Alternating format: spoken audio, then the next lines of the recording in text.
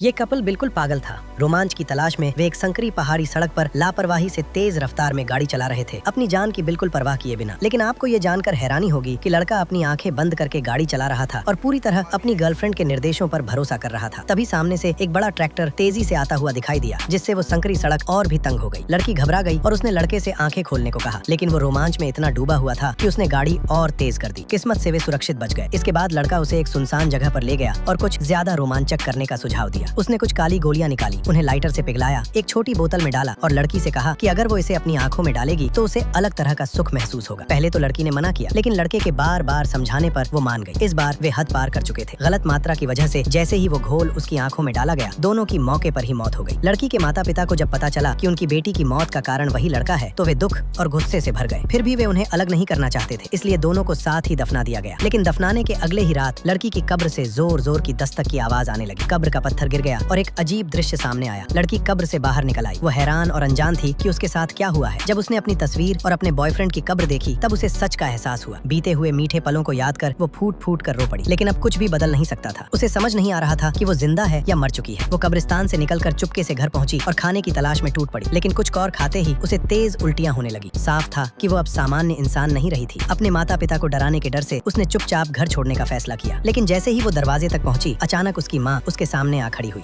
तो फिर उसकी माँ को देखकर उसका रिएक्शन कैसा था और क्या उसकी माँ उसे फिर जीवित कर पाएगी? अगर आप जानना चाहते हैं तो लाइक करें, सब्सक्राइब करें और कमेंट में बताएं। हम जल्दी ही पार्ट 2 लेकर आएंगे।